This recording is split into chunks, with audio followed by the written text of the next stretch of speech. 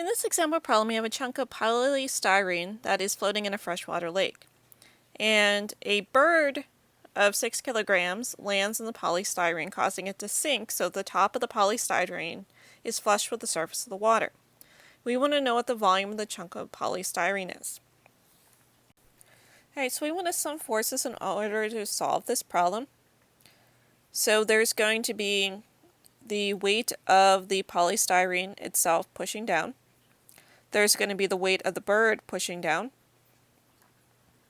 And then pulling up is going to be the buoyant force. And so you can see our Newton's second law equation reflected over here. Now, normally when we do this plugging in, we would start with the mass of the polystyrene times g minus the mass of the bird times g.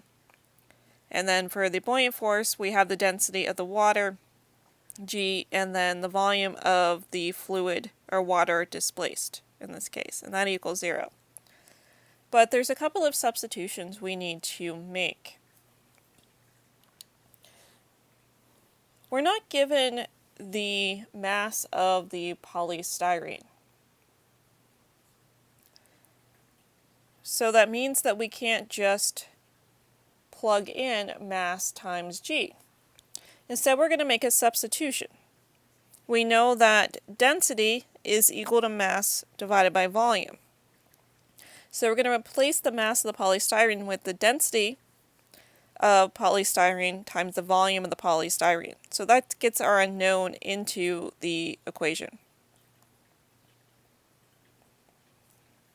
So you can see I made that substitution up here.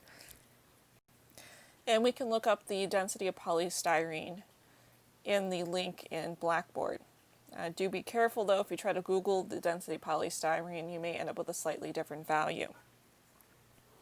Alright, the other substitution we need to make is with the volume of the fluid displaced.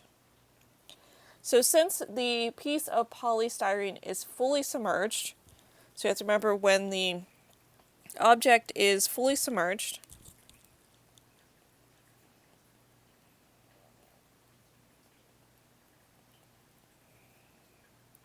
the volume of the object is equal to the volume of the fluid displaced. So that means I can replace here this volume of the fluid displaced with the volume of the polystyrene, since the polystyrene is fully submerged. Alright, so as I said, we're going to look up the density. So it's 100 kilograms per meter cubed for the polystyrene. The volume of the fluid displaced is our unknown. We know the acceleration of gravity is 9.8. And then we have the mass of the bird times the gravitational field strength of Earth.